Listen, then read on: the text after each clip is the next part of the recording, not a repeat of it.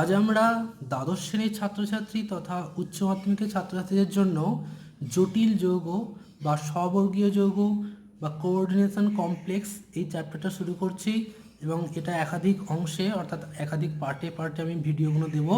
তোমরা প্রত্যেকটা ভিডিও ভালো করে লক্ষ্য করো এবং বোঝার চেষ্টা করো, আশা করি তোমাদের কাজে লাগবে। প্রথম বলি, আমরা প্রথমত যে সকল রাসায়নিক যৌগ নিয়ে আলোচনা করেছি দেখেছি সকল পদার্থগুলো আইদার সমযোজী পদার্থ হয় অথবা কিছু আয়নীয় পদার্থ হয় এবং আয়নীয় যৌগগুলো দেখা যায় সাধারণত জলীয় দ্রবণে বিয়োজিত হয়ে তার উপাদান আয়নে বিশ্লিষ্ট হয়। কিন্তু 1798 সালে বিজ্ঞানী ট্যাসার্ট একটা পরীক্ষা করলেন। কি পরীক্ষাটা করলেন না, কোবাল্ট ক্লোরাইড নিলেন।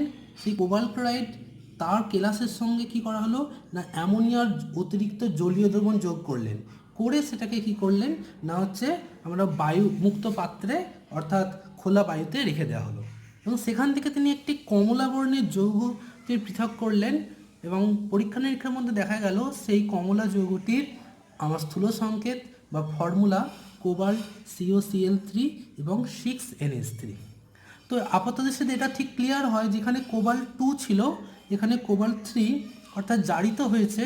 এই জারণটা বায়ুর অক্সিজেন দ্বারা হতে পারে, কিন্তু বিভিন্ন পরীক্ষা নিরীক্ষার মাধ্যমে দেখা যাচ্ছে যে এই যে কমলা যৌগটা, এই যৌগটার মধ্যে কোবাল্ট 3+ আয়নের কোনো পৃথক অস্তিত্ব পাওয়া যাচ্ছে না বা অ্যামোনিয়ার কোনো ধর্ম আমরা পাচ্ছি না। এবং সেখান থেকে ভাবা হলো তাহলে এই যৌগটা কি জাতীয় যৌগ, এটা সমযোজী যৌগ না আয়নীয় যৌগ। তখন দেখা গেল যে এর মধ্যে যখন বৈশিষ্ট্য পাওয়া যাচ্ছে না তখন এটাকে একটা অন্য শ্রেণীর যৌগের মধ্যে আমরা ফেললাম, যেটা কি আমরা বর্তমানে বলছি জটিল যৌগ বা কোঅর্ডিনেশন কমপ্লেক্স বা স্ববর্গীয় যৌগ। তো প্রথম সেজন্য আমরা একদম সূত্রপাত থেকে শুরু করছি যে রাসায়নিক যে যৌগসমূহ আছে সেইগুলো কত প্রকারের হয়। প্রথম বলি, রাসায়নিক যৌগসমূহ দেখো সাধারণত দুইটা প্রকারের হয়। একটা হচ্ছে ফার্স্ট অর্ডার কম্পাউন্ডস বা সরল যৌগ, আর একটা হচ্ছে সেকেন্ড অর্ডার আর হায়ার অর্ডার মানে উচ্চতর ক্রমের যৌগ। তো এটা প্রথম ক্রমের যৌগ মানে কি, এটা বলি প্রথম ক্রমের যৌগ মানে যে সকল আমরা আয়নীয় বা সমযোজী যৌগ এতদিন তোমরা ক্লাস 10 বা 11-এ জেনেছো, যেখানে কি দেখেছি না ডাল্টনীয় যৌগ আমরা সবসময় বলি যে পরমাণুগুলো পূর্ণ সংখ্যার অনুপাতে যুক্ত হয়ে এক একটা অণু তৈরি করছে, যেমন কার্বন ডাইঅক্সাইড, মিথেন, জল বা আয়নীয় যৌগ NaCl, ক্যালসিয়াম ক্লোরাইড বা ধর এখানে গ্লুকোজ নিচ্ছি। এই যে আমার অণুগুলো এরা সবাই হচ্ছে প্রথম ক্রমের বা সরল যৌগ, ঠিক আছে। এবার বলি, এরকম একাধিক সরল অণু বা সরল যৌগ যখন মিলিত হয়ে একটা অন্য যৌগ তৈরি করে সেটাকে বলছি আমরা উচ্চতর ক্রমের যৌগ। যেমন ধরো CuSO4 কপার সালফেট, শুকনো কপার সালফেট হচ্ছে সাদা হয় এবং পাউডার হয়, অর্থাৎ কপার সালফেট হচ্ছে অ্যামারফাস এবং পাউডার সাদা বর্ণের, কিন্তু তাতে সামান্য পরিমাণ জল যোগ করলেই সেটা তখন নীল বর্ণের কেলাস দানায় পরিণত হয়, যেটাকে আমরা তুঁতে বলি। তাহলে দেখো, জল একটা আলাদা ধর্ম সম্পন্ন যৌগ, কপার সালফেট আলাদা, এই দুটো মিলে এমন একটা যৌগ তৈরি করছে যেটার আলাদা একটা পৃথক অস্তিত্ব আছে, তখন সেটাকে আমরা বলছি উচ্চতর ক্রমের যৌগ। ঠিক একইভাবে এটা যেমন ব্লু ভিট্রিয়ল, তেমন হোয়াইট ভিট্রিয়ল বা গ্রিন ভিট্রিয়ল বা মোর লবণ, অ্যালাম, বিভিন্ন রকম যৌগ এই উচ্চতর ক্রমের মধ্যে পড়ে। এই উচ্চতর ক্রমের যৌগগুলোকেও আবার আমরা দুভাগে ভাগ করতে পারি। কি না, একটা হচ্ছে যুগ্ম লবণ বা দ্বৈত যৌগ বা দ্বিযৌগ বলি, আর একটা হচ্ছে জটিল যৌগ। প্রথমে এখন আমরা এই যুগ্ম বা দ্বৈত যৌগ কি সেটা বোঝার চেষ্টা করি। প্রথমে একটা দেখো উদাহরণ নিয়েছি মোর লবণ। মোর লবণটা কি না, মোর লবণটা হচ্ছে ফেরাস সালফেট, অ্যামোনিয়াম সালফেট আর জল, 6 অণু জল নিয়ে এমন একটা কঠিন যৌগ। তো আমরা এটা কি করে তৈরি করতে পারি না, আমরা যদি একটা পাত্রে একটা ফেরাস সালফেট, অ্যামোনিয়াম সালফেট আর জল মিশ্রিত করে দ্রবণটাকে খুব গাঢ় করি, উত্তপ্ত করে শীতল করলে তখন দেখব যে ফিকে সবুজ বর্ণের কিছু দানা বা আমার কেলাস আমার পৃথক হচ্ছে। এই ফিকে সবুজ বর্ণের কেলাসটাকে আমরা মোর লবণ বলি। কিন্তু ব্যাপার যেটা হলো, দেখো এই মোর লবণটাকে যদি আমি আবার জলে দ্রবীভূত করি, মানে অনেকটা জল নিয়ে দ্রবণ করলাম, সেই মোর লবণের জলীয় দ্রবণে যদি আমি 3টে টেস্ট করি, কীরকম টেস্ট, একটা হচ্ছে পটাশিয়াম ফেরিসায়ানেট NH2 উপর দিলাম, তাহলে দেখবো একটা গাঢ় নীল বর্ণের দ্রবণ উৎপন্ন হচ্ছে। তো এই রিয়েজেন্টটা কিসের জন্য করা হয় না ফেরাস আয়ন দ্রবণে উপস্থিত আছে না নেই তার জন্য টেস্ট। যেহেতু নীলবর্ণ ধারণ করলো তার মানে বুঝতে পারলাম যে মোর লবণের জলীয় দ্রবণে ফেরাস আয়ন বর্তমান। নেক্সট আমরা যদি এই মোর লবণের জলীয় দ্রবণে যদি আমরা ক্ষারীয় নেসলার দ্রবণ যোগ করি, নেসলার দ্রবণ মানে কি K2HgI4, এটা যোগ করলে সমস্যা দেখি আমরা বাদামি অধক্ষেপ পড়ছে। এই বাদামি অধক্ষেপ পড়ছে কেন, তার মানে নিশ্চিতভাবে অ্যামোনিয়াম আয়ন উপস্থিত। ঠিক একইভাবে যদি আমরা অ্যাসিডিফাই করি মোর লবণের জলীয় দ্রবণকে করে তাতে বেরিয়াম ক্লোরাইড যোগ করি, দেখি একটা সাদা থকথক অধক্ষেপ পড়ে এবং অধক্ষেপটি অ্যাসিড এ অদাব্য, ঠিক আছে, বা অ্যামোনিয়াম হাইড্রোক্সাইডের অদাব্য। সেটা থেকে নিশ্চিত হওয়া যায় যে এই সাদা অধক্ষেপটা হচ্ছে বেরিয়াম সালফেটের এবং নিশ্চিতভাবে বলা যায় যে মোর লবণের জলীয় দ্রবণে সালফেট আয়ন বর্তমান। তার মানে এটাই বুঝলাম যে আমি এমন একটা লবণ পেয়েছি যেখানে হচ্ছে উচ্চতর ক্রমের এটা, কারণ একাধিক আমার সরল অণু মিশ্রিত অবস্থায় আছে, কিন্তু জলীয় দ্রবণে সেই পৃথক কঠিন পদার্থটার আর কোনো অস্তিত্ব থাকছে না, উপাদান আয়নে বিশ্লিষ্ট হয়ে যাচ্ছে। কীরকমভাবে বিশ্লিষ্ট হচ্ছে না এরকমভাবে, দেখো ফিকে সবুজ বর্ণের কঠিন, এটা হচ্ছে মোর লবণ, যাকে আমরা জলীয় দ্রবণ করতে ফেরাস আয়ন, অ্যামোনিয়াম আয়ন বা সালফেট আয়নে বিয়োজিত হয়ে গেছে। তো এই রকম যে সকল উচ্চতর ক্রমের যৌগগুলি কেবলমাত্র কঠিন অবস্থায় নিজের অস্তিত্ব বজায় রাখতে পারে কিন্তু জলীয় দ্রবণে তার উপাদান আয়নে বিজিত হয়ে যায়, তাদের বলবো আমরা দ্বিলবণ বা যুগ্ম লবণ বা দ্বৈত যৌগ, ঠিক আছে। তো এইরকম আরও অনেক যৌগ আছে, যেমন হচ্ছে এই মোর লবণটা হচ্ছে স্কোনাইট শ্রেণীর হয়। এছাড়াও কার্নালাইট, যেমন প্রাকৃতিক কার্নালাইট হচ্ছে কি KCl MgCl2 6H2 এতগুলো সরল অণু সমন্বয় সৃষ্ট একটা অণু কার্নালাইট। আমরা অ্যালাম, যেটাকে ফটকিরি বলে থাকি, সাধারণ অ্যালাম কি না পটাশিয়াম সালফেট, অ্যালুমিনিয়াম সালফেট 24 জল, যদি অ্যালুমিনিয়ামটা ক্রোমিয়াম হতে পারে তখন সেটাকে আমরা ক্রোম অ্যালাম বলি, ঠিক আছে। তো এখানে বিভিন্ন রকম এই পটাশিয়াম অ্যালুমিনিয়াম এই আয়নগুলো চেঞ্জ হলেও এটা অ্যালাম শ্রেণীর মধ্যেই পড়ে। তো এরা সবাই হচ্ছে কি না যুগ্ম লবণ। তাহলে যুগ্ম লবণ মানে বোঝা গেল যে একাধিক সরল অণুর সমন্বয়ে সৃষ্ট এমন একটা পদার্থ যা কেবলমাত্র কঠিন অবস্থায় তার নিজের অস্তিত্ব বজায় রাখতে পারলেও জলীয় দ্রবণে বা দ্রবীভূত অবস্থায় নিজস্ব অস্তিত্ব থাকে না, তার উপাদান আয়নে বিশ্লিষ্ট হয়ে যায়। এটাকেই বলছি আমরা যুগ্ম বা দ্বৈত লবণ। নেক্সট আরেকটা যে ভাগ দেখলাম এখানে আমরা, সেটা হচ্ছে জটিল বা স্ববর্গীয় যৌগ। আমরা এই চ্যাপ্টারটা অ্যাকচুয়ালি এই জাতীয় যৌগ নিয়ে আলোচনা করব, কিন্তু আমরা ট্যাসার্টের পরীক্ষা থেকে দেখতে পেয়েছিলাম যে কমলা বর্ণের যে কোবাল্টের যৌগটা পেয়েছিলাম সেটা কিন্তু জলীয় দ্রবণে আয়নে বিশ্লিষ্ট হচ্ছে না, অর্থাৎ উপাদান আয়নে বিশ্লিষ্ট হচ্ছে না। তা বলে কি একদম আয়নে বিশ্লিষ্ট হয় না, তা কিন্তু নয়। আমরা এখানটা দেখো একটা জাস্ট ওই যৌগটারই উদাহরণটা দিয়েছিলাম যে এক্ষেত্রেও আমরা কি করছি একাধিক সরল অণুর সমন্বয়েই আমরা একটা নতুন অণু বা নতুন যৌগ তৈরি করছি আমরা, যে যৌগটা কিন্তু বিশ্লিষ্ট হচ্ছে হয়ে এমন একটা আয়ন সৃষ্টি করছে যে আয়নটা কিন্তু তার উপাদান আয়ন বা প্রাথমিক অবস্থায় ছিল না।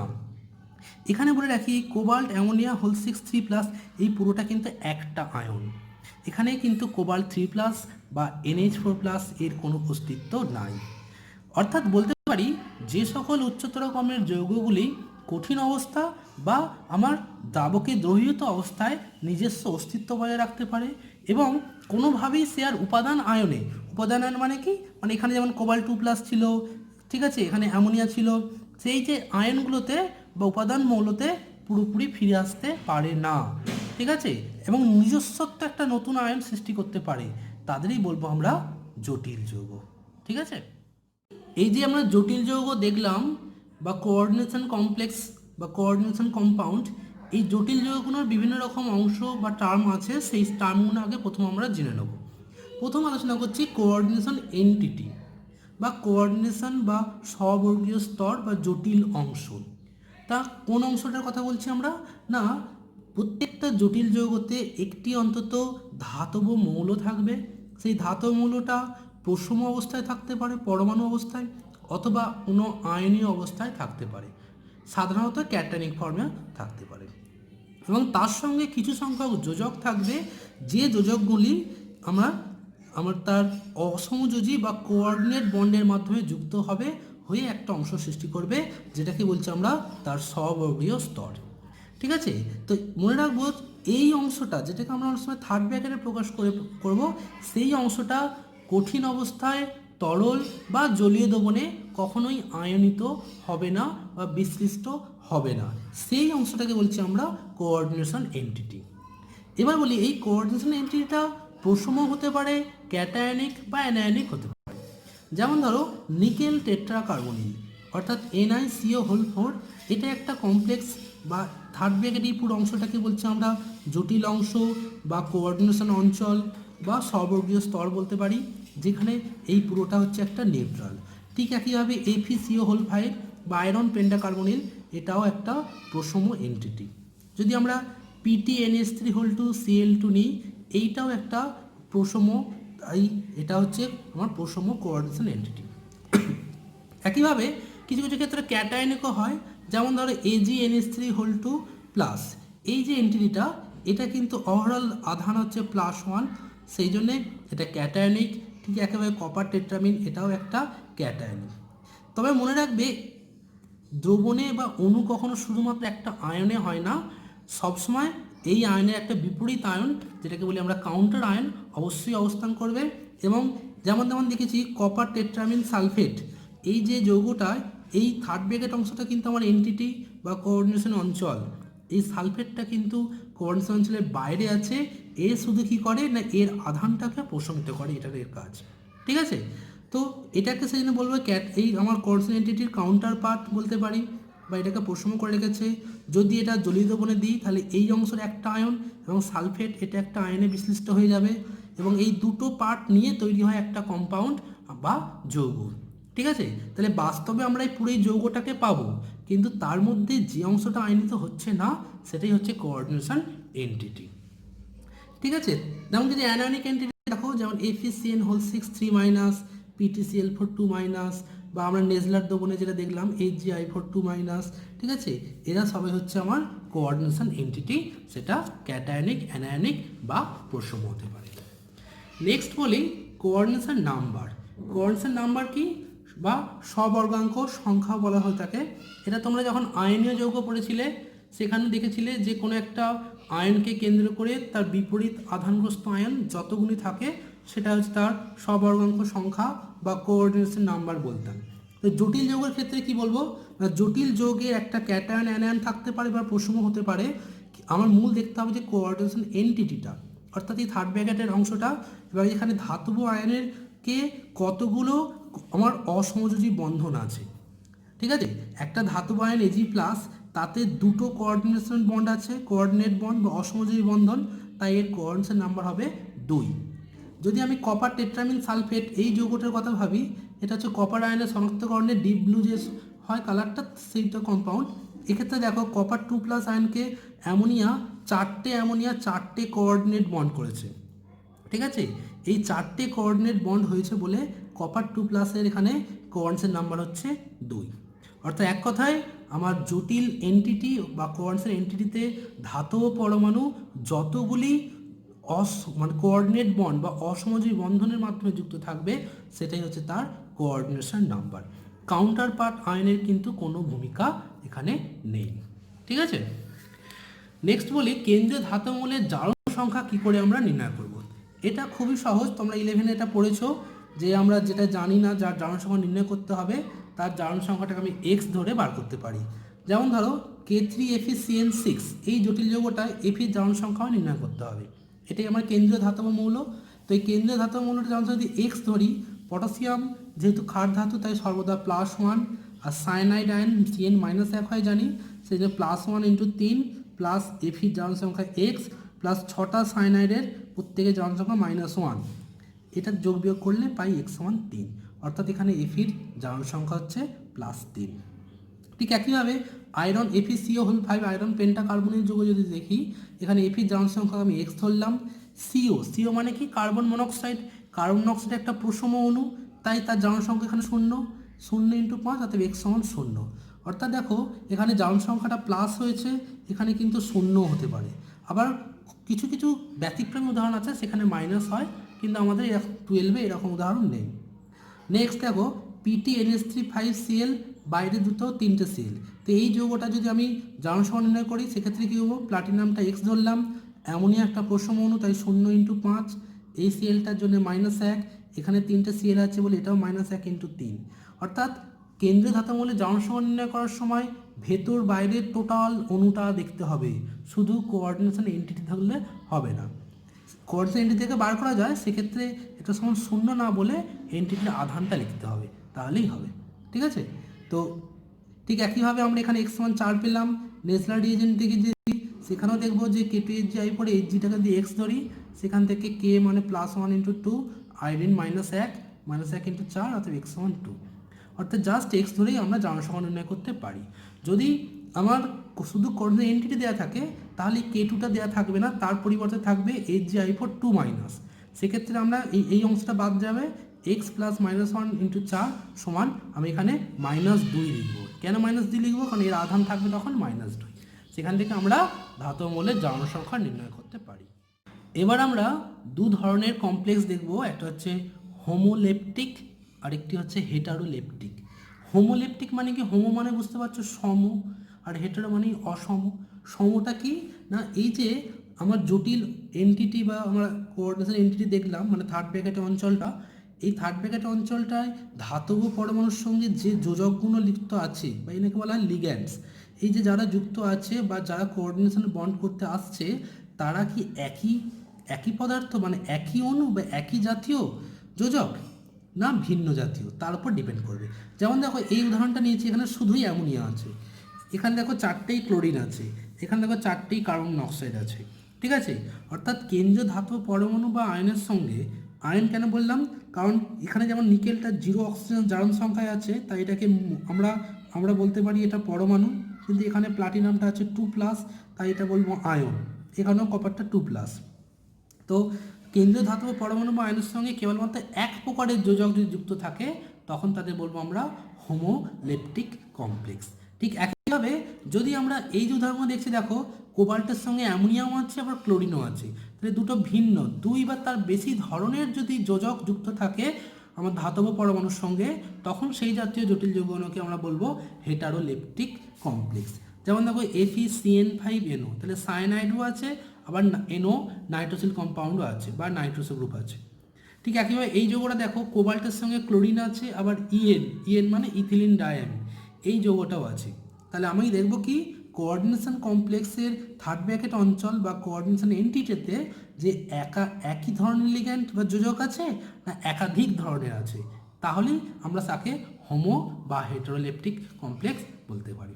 ঠিক আছে, নেক্সট একটা গুরুত্বপূর্ণ অংশে আসছি, পারফেক্ট ইমপারফেক্ট কমপ্লেক্স। এখান থেকে উচ্চ মাধ্যমিকে বহুবার প্রশ্ন এসেছে, তো সেটা কি আগে বলি। পারফেক্ট মানে বুঝতেই পারছো যে খুঁত নেই, অর্থাৎ নিখুঁত জটিল যৌগ। না জটিল যৌগ সম্বন্ধে একটু আগে আমরা যেটা বললাম যে জটিল যৌগ মানে এমন একটা যৌগ যেটা কঠিন আর জলীয় দ্রবণে তার পৃথক অস্তিত্ব থাকবে, উপাদান আয়নে বিশ্লিষ্ট হবে না। যেমন ধরো আমি যদি নিই K2CuCN4, এই ধর জটিল যৌগটা নিয়েছি K2C2CN4, এই জটিল যৌগটা যদি আমরা জলীয় দ্রবণে ফেলি তাহলে সেটা কীভাবে আয়নিত হচ্ছে, দুটো পটাশিয়াম আছে বলে 2K+ আর CuCN4 2-, এই আয়নে বিশ্লিষ্ট হলো।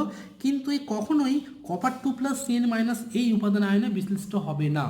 যেটা একটু আগেও বললাম জটিল যৌগ মানে এই অংশটা কিন্তু অআয়নিত থাকবে, অর্থাৎ এটা আর বিশ্লেষণ ঘটবে না। তো এরকম আয়নে বিশ্লিষ্ট হবে না, তখন তাদের বলবো নিখুঁত জটিল যৌগ বা পারফেক্ট জটিল যৌগ। কিন্তু যদি এরকম হয় যে কোনো একটা জটিল যৌগ এমনি নর্মাল আয়নিত হওয়ার পর জটিল অংশ বা কোঅর্ডিনেশন এন্টিটিটাও আবার আয়নিত হয়ে যাচ্ছে, যেমন এখানে দেখাচ্ছি K2CdCN4, সেখান থেকে CdCN4 2- আয়নটা ফার্দার ডিসোসিয়েট করছে বা আয়নিত হয়ে ক্যাডমিয়াম 2+ এবং CN- আয়নে আমার তৈরি হচ্ছে। এটা কি করে বুঝবো না, আমি যদি ক্যাডমিয়াম আয়নের টেস্ট করি তাহলেই দেখতে পাবো যে ক্যাডমিয়াম 2+ আয়নের অস্তিত্ব আছে, অর্থাৎ জটিল অংশটা ফার্দার বিয়োজিত হয়ে যাচ্ছে বলে এই জটিল যৌগটাকে বলবো ইমপারফেক্ট বা খুঁত বিশিষ্ট জটিল যৌগ। তো আমরা কী করে প্রমাণ করব না, এর জলীয় দ্রবণে যদি আমরা H2S চালনা করি তাহলে কপার 2+-এর কিউপ্রিক সালফাইডে কালো অধক্ষেপ পড়ে না, কিন্তু এখানে H2S চালনা করলে ক্যাডমিয়াম সালফাইডের ইয়েলো অধক্ষেপ পড়ে। তো প্রশ্নটা এইভাবে আসে যে K2CdCN4 এর জলীয় দ্রবণে আমরা H2S চালনা করলে ইয়েলো অধক্ষেপ পাই, কিন্তু K2CuCN4 বা অন্য কিছু দিতে পারে, তার জলীয় দ্রবণে H2 চার না করলে আমরা কোনো অদক্ষেপ পাই না। কেন? সেক্ষেত্রে বলতে হবে যে এই জটিল যৌগটা হচ্ছে পারফেক্ট বা নিখুঁত জটিল যৌগ, তাই Cu2 প্লাস বা উপাদান আয়নে উৎপন্ন করে না, তাই আমরা অদক্ষেপ পাই না। কিন্তু K2CdCN4 বা পটাশিয়াম টেট্রাসায়ানেট ও ক্যাডমিয়েট এই যৌগটা কি না আমার খুঁত বিশিষ্ট বা ইমপারফেক্ট জটিল যৌগ, তাই এটা আয়নিত হয়ে ক্যাডমিয়াম 2+ আয়ন উৎপন্ন করে এবং তাই সেখানে H2 চার না করলে আমরা ক্যাডমিয়াম সালফাইডের হলুদ অদক্ষেপ পাই। ঠিক আছে, নেক্সট আসছে আমরা লিগ্যান্ড বা যোজক। এই লিগ্যান্ড বা যোজক জটিল যৌগের সবচেয়ে গুরুত্বপূর্ণ অংশ, তাই এটাও আমাদের ভালো করে বুঝতে হবে। লিগ্যান্ড বা যোজক কারা? একটু আগে বললাম যে জটিল যৌগ মানেই ধাতব মৌল বা একটা পরমাণু থাকবে, সেটা আয়ন হিসেবেও থাকতে পারে বা প্রসমও থাকতে পারে, এবং তাতে কি থাকবে, কিছু ভ্যাকেন্ট অরবিটাল থাকবে বা আমরা বলতে পারি ফাঁকা কক্ষক থাকবে, এবং সেই ফাঁকা কক্ষকে কিছু পরমাণু অণু তার লোন পেয়ার ইলেকট্রন দান করবে কোঅর্ডিনেশন বন্ডের মাধ্যমে, অর্থাৎ অসমযোজী বন্ধনের মাধ্যমে। এই যে দান করছে লোন ইলেকট্রনটা, তাকেই বলছি আমরা লিগ্যান্ড বা যোজক। তাহলে লিগ্যান্ড হবে কারা না, যাদের ন্যূনতম একটি লোন পেয়ার ইলেকট্রন আছে তারাই। ঠিক আছে, এবং এই লোন ইলেকট্রনটা মনে রাখবে সাধারণত থাকে হোমো হাইয়েস্ট অকুপাইড মলিকুলার অরবিটালে। একটা এল মানে তো সবসময় যে পরমাণু হবে তার কোনো মানে নেই, পরমাণু হতেও পারে আবার পরমাণু পুঞ্জ অর্থাৎ অণুও হতে পারে। যেমন ধরো Cl এটা একটা পরমাণু, কিন্তু H2 ধরো H2 অ্যামোনিয়া এরা অণু। তো অণু মানেই এদের আণবিক কক্ষক তত্ত্ব অনুযায়ী ইলেকট্রন থাকবে, এবং সেই ইলেকট্রনটা কোথায় থাকবে, লোন ইলেকট্রনটা সেটা হচ্ছে হাইয়েস্ট অকুপাইড মলিকুলার অরবিটাল, বা এক কথায় হোমো। তাই হোমো থেকে লিগ্যান্ডগুলি লোন ইলেকট্রন দান করবে মেটালের লুমোতে, লুমো মানে লোয়েস্ট আনঅকুপাইড মলিকুলার অরবিটালে। ঠিক আছে, তো এক কথায় তাহলে যোজক কারা না, জটিল যৌগের কেন্দ্রীয় ধাতব মৌলকে যে সকল প্রসম অণু বা আয়নগুলি নিঃসঙ্গ ইলেকট্রন যুগ্ম দান করে অসমযোজী বন্ধন গঠনের মাধ্যমে ধাতব মৌলের গৌণযোজ্যতে, গৌণযোজ্যতার নামটা আমি পরে তোমাদের বোঝাবো, পরিপৃক্ত করে তাদের বলা হচ্ছে মানে এবং কোঅর্ডিনেশন সময় তাদেরই বলছি আমরা যোজক। ঠিক আছে, যোজক যেমন জল, অ্যামোনিয়া, কার্বন মনোক্সাইড, পিরিডিন, ঠিক আছে, anionic Cl, Cn-NO2, acetate ion, ক্যাটায়নিকও হতে পারে। ক্যাটায়নিক মানে এদের যে লোন পেয়ার ইলেকট্রন নেই তা নয়, এদের কিন্তু লোন পেয়ার ইলেকট্রন আছে, অর্থাৎ হোমোতে এদের একটা ইলেকট্রন যুগ্ম আছে যে ইলেকট্রনটা তারা মেটালকে দান করতে পারে, যেমন এখানে এর আছে। ঠিক আছে, এটা হচ্ছে হাইড্রোজেন H+ গ্রহণ করে নিয়ে ক্যাটায়নটা তৈরি করে। তো এই যে লিগ্যান্ডগুলো দেখলাম, এই লিগ্যান্ডের একটা কথা জেনে রাখতে জানতো, পিরিডিন এঁকেছি, পিরিডিন সমগ্র অণুটা থেকে কিন্তু লোন পেয়ার দান হয় না, যার অ্যাটমটার মাথায় লোন পেয়ার আছে সেই অ্যাটম থেকে দান করবে, এবং যে অ্যাটমটা দান করে তাকে বলা হয় দাতা বা ডোনার অ্যাটম বা দাতা পরমাণু। যেমন জলেতে কি অক্সিজেনের মাথায় লোন পেয়ার আছে, এই লোন পেয়ার সে দান করবে। তাহলে প্রত্যেকটা লিগ্যান্ডের একটা দাতা পরমাণু থাকবে, সেই দাতা পরমাণুতে উপস্থিত হোমো বা হাইয়েস্ট অকুপাইড মলিকুলার অরবিটাল থেকে লোন পেয়ার ইলেকট্রনটা দান করবে মেটালের লুমোতে বা মেটালের ফাঁকা কক্ষকে, এদেরই বলবো আমরা লিগ্যান্ড বা যোজক। এবার আমরা যে লিগ্যান্ড বা যোজক দেখলাম, সেই লিগ্যান্ডের অনেক রকম টাইপের হয়, অর্থাৎ অনেকগুলো ক্লাসিফিকেশন হয়, সেইগুলো আমরা প্রথম দেখব। প্রথম আমরা ডেন্টিসিটি বা তার ইলেকট্রন দান করার প্রবণতা অনুযায়ী কয়েকটা শ্রেণীবিভাগ আছে সেটা আমরা দেখব। ঠিক আছে, তো ডেন্টিসিটি ব্যাপারটা কি, বা দন্তওয়ালা অনেক সময় বলা হয়, বাংলা অনেক সময় একযোজি বলা হয়, কিন্তু মূল ইংলিশ টার্মটাই আসল, সেই জন্য ডেন্টিসিটি কথাটা মনে রাখবে।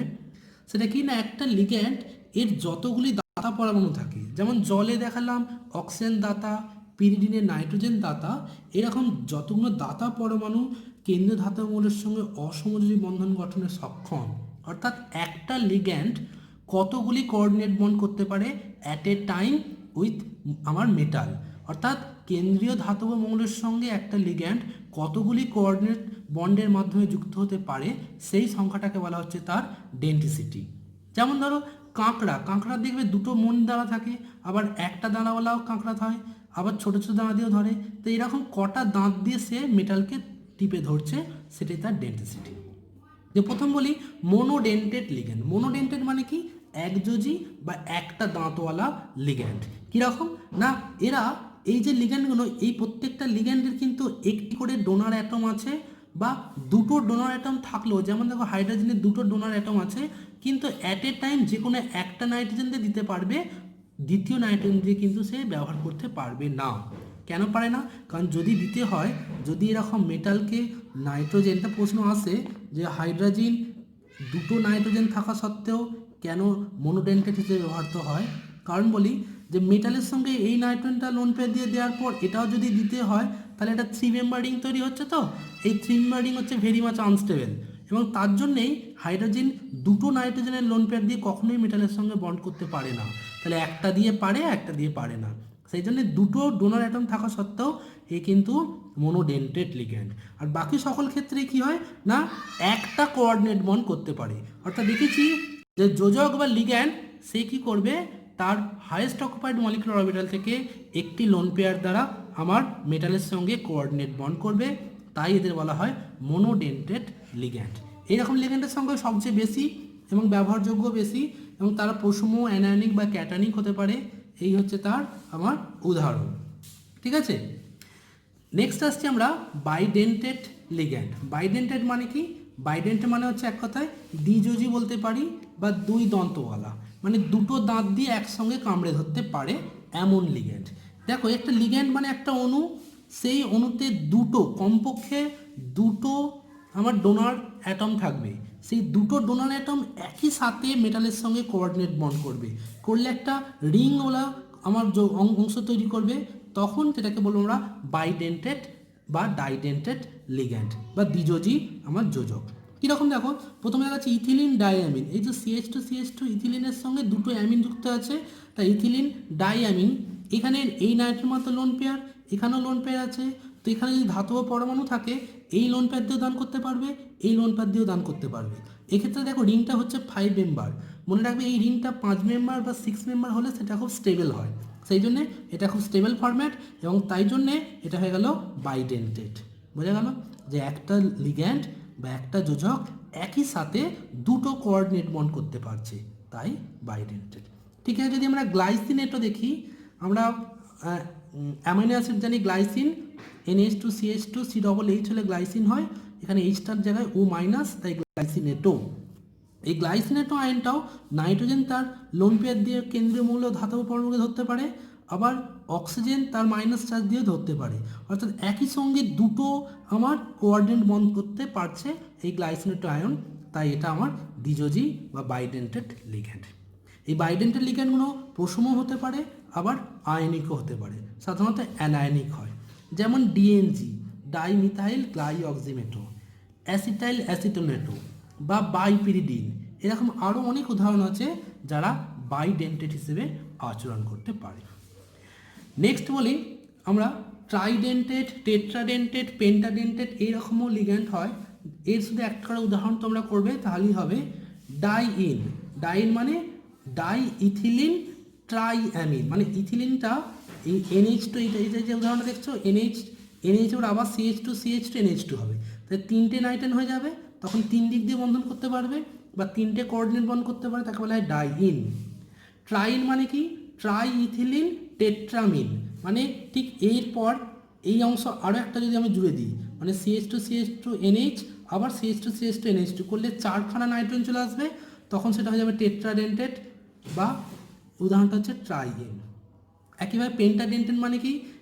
এমন একটা অণু EDTA3- ইথিলিন ডাইঅ্যামিন ট্রাইঅ্যাসিটেটো, এটা একই সঙ্গে 5টা কোঅর্ডিনেট বন্ড করতে পারে উইথ আমার মেটাল।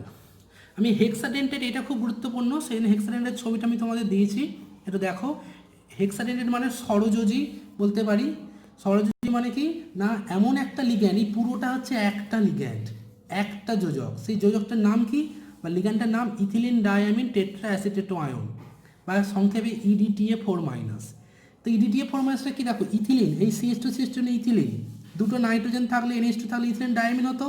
এই H এর জায়গায় কিন্তু CH2COO- অর্থাৎ অ্যাসিটেটো আয়ন আছে, এখানেও তাই CH2COO- অ্যাসিটেটো আয়ন, এখানেও দুটো অ্যাসিটেটো আয়ন, সেই জন্য টেট্রা মানে চারটে CH2COO- অ্যাসিটেটো আয়ন আছে, আর ইথিলিন ডাইঅ্যামিন। তো নাইট্রোজেন দুটো লোন পেয়ার দিয়ে আর এই অক্সিজেনগুলো তার মাইনাস দিয়ে এখানে কোঅর্ডিনেট বন্ড করতে পারে, একসঙ্গে 6টা কোঅর্ডিনেট বন্ড করতে পারে বলে একে বলছি আমরা হেক্সাডেন্টেট লিগ্যান্ড। এই যে ডেন্টেটওয়ালা লিগ্যান্ডগুলো দেখলে তাহলে এই একযোজি থেকে ষড়যোজি বা মনোডেন্টেট থেকে হেক্সাডেন্টেট এত অবধি লিগ্যান্ড হয়। এবার এখানে মনে রাখবে যে লিগ্যান্ডের ডেন্সিটি যত বেশি সে তত শক্ত করে বা তত কামড়ে ধরতে পারে আমার ধাতব পরমাণুকে এবং সেই লিগ্যান্ডের ক্ষমতা তত বেশি। অর্থাৎ এক কথা মনে রাখবো আমার হেক্সাডেন্টেড লিগ্যান্ড এর ক্ষমতা সবচেয়ে বেশি এবং সেই জন্য এর অনেক বাস্তবে ইউজও মানে ব্যবহারও আছে। ঠিক আছে, ব্যবহার লাস্টে আমরা আলোচনা করব। ডেন্সিটি অনুযায়ী লিগ্যান্ডের প্রকারভেদ ছাড়াও আরও কিছু টাইপের লিগ্যান্ড আছে, সেইগুলো আমরা এবার আলোচনা করি। প্রথম বলছি যে অ্যাম্বিডেন্টেড লিগ্যান্ড। অ্যাম্বিডেন্টেড নিউক্লিওফাইল তোমরা পড়েছো, ঠিক তেমনই লিগ্যান্ডগুলো অ্যাম্বিডেন্টেড হতে পারে। অ্যাম্বিডেন্টেড কাদের বলবো না, যে সকল লিগ্যান্ডে ন্যূনতম দুটি বা তার বেশি সংখ্যক ডোনার অ্যাটম থাকবে। ডোনার অ্যাটম বলতে দুটো ডিফারেন্ট মৌল হতে হবে, যেমন এটা কার্বন, এটা নাইট্রোজেন, দুটো ডিফারেন্ট এলিমেন্ট হবে, কিন্তু অ্যাট এ টাইম যে কোনো একটা ইউজ করবে, অপরটা ব্যবহার করবে না। যেমন ধরো সায়ানাইড আয়ন, সায়ানাইড আয়নে কার্বনের মাথাতেও লোন পেয়ার আছে মাইনাস সাধারণ, নাইট্রোজেনের মাথাতেও লোন পেয়ার আছে। সেই জন্যে যখন কোনো কোঅর্ডিনেশন কমপ্লেক্স গঠন করবে তখন কার্বন দিয়েও কোঅর্ডিনেট বন্ড করতে পারে, আবার নাইট্রোজেন দিয়েও করতে পারে, কিন্তু দুটো একসাথে কখনোই করবে না।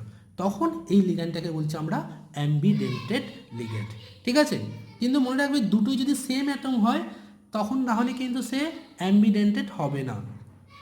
আবার ধরো এসসিএন মাইনাস, এসসিএন মাইনাসও তাই, থায়োসায়ানাইড আয়ন, এখানে সালফারে মাইনাস চার্জ বা লোন পেলে ইলেকট্রন আছে, এই সালফার দিয়েও বন্ড করতে পারে কোঅর্ডিনেট, অথবা কিছু মৌলের অণুতে আমরা দেখি অর্থাৎ কোঅর্ডিনেশন কম্পাউন্ডে নাইট্রোজেন দিয়ে বন্ড হয়, তখন এইটাকে বলছি আমরা এসসিএন মাইনাস বা থায়োসায়ানাইড আয়নকে অ্যাম্বিডেন্টেড লিগ্যান্ড।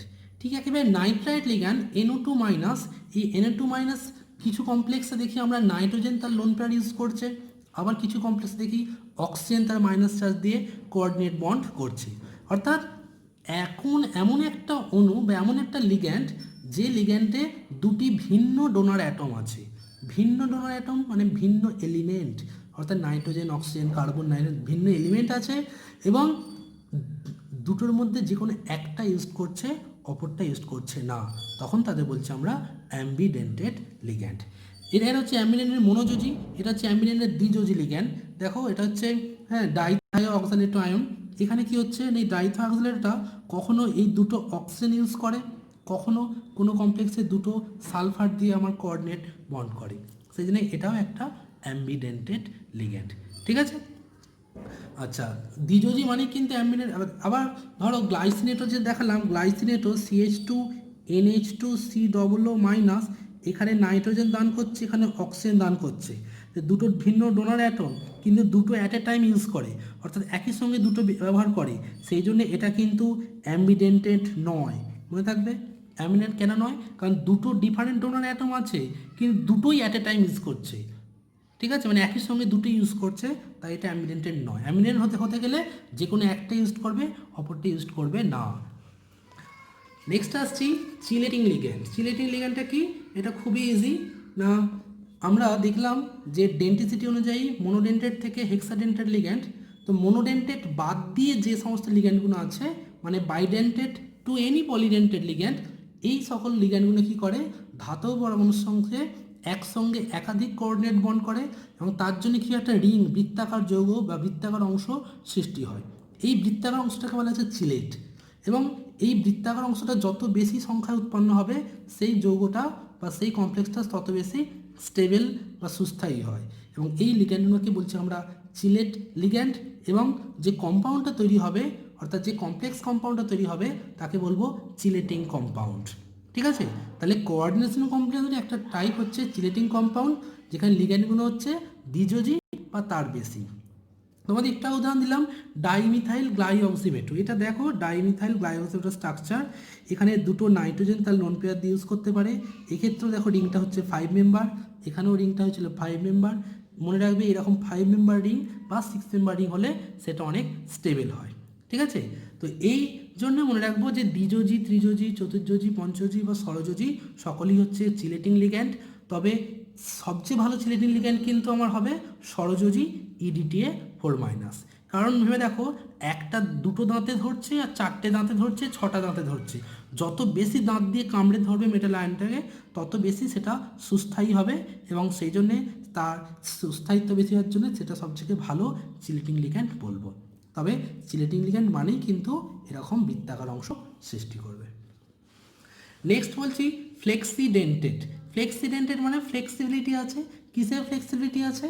না না এখানে একাধিক ডোনার অ্যাটম আছে। দেখো কার্বনেট আয়নে এখানে দুটো অক্সিজেনই মাইনাস চার্জ বহন করছে, কিন্তু এবং তার জন্য কি হচ্ছে, এ কখনো বাইডেন্টেড হিসেবে আবার কখনো মনোডেন্টেড হিসেবে আচরণ করে। অর্থাৎ এক কথায় ফ্লেক্সিডেন্টেড লিগ্যান্ড কারা হবে? না যারা পলিডেন্টেড লিগ্যান্ড। পলিডেন্টেড মানে মনোযোজী নয়, দ্বিযোজী বা তার বহু মানে পলিডেন্টেড বহুযোজী লিগ্যান্ড যারা, তারা তাদের কখনো কখনো একযোজী, কখনো কখনো দ্বিযোজী বা কখনো কখনো ত্রিযোজীর মতো আচরণ করে, তাদের বলবো আমরা ফ্লেক্সিডেন্টেড। যেমন কার্বনেট আয়ন দেখো, এই কমপ্লেক্সে বাইডেন্টেড হিসেবে ব্যবহার করেছে, আবার এই কমপ্লেক্সে কার্বনেটটা মনোডেন্টেড হিসেবে ব্যবহার হয়েছে। চারটে অ্যামোনিয়া কার্বনেটের 2 নিয়ে তবে কোবাল্টের 6 পরিবৃত্ত করে। এখানে অ্যামোনিয়া 5টা আছে বলে কার্বনেট এখানে মনোডেন্টেড হিসেবে ব্যবহার করছে। আবার এই অণুটা যদি দেখো এই অণুটাতে দেখো সালফার, নাইট্রোজেন, অক্সিজেন 3টে ডোনার অ্যাটম আছে। তো 3টে ডোনার অ্যাটম আছে বলে এ কখনো এই সালফার আর নাইট্রোজেনটা ইউজ করে, কখনো নাইট্রোজেন অক্সিজেন ইউজ করে, কখনো অক্সিজেন সালফার ইউজ করে। তাহলে বিভিন্ন সময় বিভিন্ন রকম সে ইউজ করছে। এটা কি বলছে আমরা? তার ফ্লেক্সিবিলিটি বা ফ্লেক্সিডেন্টেড। ইডিটিএতে যেমন দেখলাম মোট 6টা কোঅর্ডিনেশন কোঅর্ডিনেশন বন্ড করার ক্ষমতা রাখে, কিন্তু বিভিন্ন অণুতে সবসময় যে 6টাই করবে তার কোনো মানে নেই, আমার 4টে 5টাও করতে পারে। এদের বলছি আমরা ফ্লেক্সিডেন্টেড লিগ্যান্ড। আচ্ছা, লাস্ট এবার আজকের মতো করে দেখাচ্ছি যেটা, সেটা হচ্ছে নন ক্লাসিক্যাল লিগ্যান্ড। নন ক্লাসিক্যাল মানে কি? ক্লাসিক্যাল আর নন ক্লাসিক্যাল। ক্লাসিক্যাল মানে এতক্ষণ যেটা দেখাচ্ছিলাম যে কোনো একটা ডোনার অ্যাটম আছে, তার হোমো থেকে অর্থাৎ হাইয়েস্ট অকুপাইড মলিকুলার অরবিটাল থেকে লোন পেয়ার ইলেকট্রন দান করছে লুমো অফ মেটাল। কিন্তু এখানে দেখো কিছু যৌগ যেমন জাইসের লবণ, খুব গুরুত্বপূর্ণ লবণ, মনে রাখবে এটা। জাইসের লবণ মানে KPTCl3 ইথিলিন C2H4। তো এই নন ক্লাসিক্যালে কি হয় না, পাই ইলেকট্রন দান করে মেটাল আয়নকে। ইথিলিনে একটা সিগমা একটা পাই বন্ড আছে, এই পাই ইলেকট্রনটা কোঅর্ডিনেট কমপ্লেক্স করছে আমার প্লাটিনামের সঙ্গে। এইটাকে বলছি আমরা নন ক্লাসিক্যাল লিগ্যান্ড। ইথিলিনের যারা পাই লিগ্যান্ড ব্যবহার করছে তারাই হচ্ছে নন ক্লাসিক্যাল, মানে ইথিলিন এখানে নন ক্লাসিক্যাল লিগ্যান্ড। ঠিক একইভাবে যদি আমরা ফেরোসিন যাই, ফেরোসিন মানে একটা হচ্ছে দেখো মাঝখানে আয়রন আছে, মানে স্যান্ডউইচ কমপ্লেক্স বলা হয় এদের। স্যান্ডউইচ তো জানো, দুটো রুটির মাঝখানে মানে পুর দেওয়া থাকে, তেমনই আয়রন আছে, ওপরে একটা 5 মেম্বার রিং, নিচে একটা 5 মেম্বার রিং। এই 5 মেম্বার রিংকে বলা হয় CP-। CP মানে সাইক্লোপেন্টাডাইইনাইল অ্যানায়ন, মানে অনেকটা এরকমভাবে বলতে পারি। সাইক্লোপেন্টাডাইন মানে 5 মেম্বার রিং, তো দুটো দ্বিবন্ধন আছে, একটা মাইনাস আছে, কিন্তু এটা অ্যারোমেটিক রিং হওয়ার জন্য এটা প্রত্যেকটা কার্বনে ইলেকট্রনটা ঘোরে, সেটা ডট ডট দিয়ে করে দেওয়া আছে। তো এরকম প্রত্যেকটা পাই ইলেকট্রনের সাহায্যে বা পি ইলেকট্রনের সাহায্যে এখানে আয়রনের সঙ্গে কোঅর্ডিনেট বন্ড, এর সঙ্গে এখানে কোঅর্ডিনেট বন্ড করছে। তো এই জন্যে এই সিপি মানে সাইক্লোপেন্টাডাইনাইল অ্যানায়ন, এটাকে বলছি আমরা একটা নন ক্লাসিক্যাল লিগ্যান্ড, এবং এই অণুটার নাম হচ্ছে ফেরোসিন, FeC5H5 ঠিক আছে। আজকে আপাতত এই অবধি পড়ালাম, এর পরের দিন আমি নেক্সট অংশটা আলোচনা করব।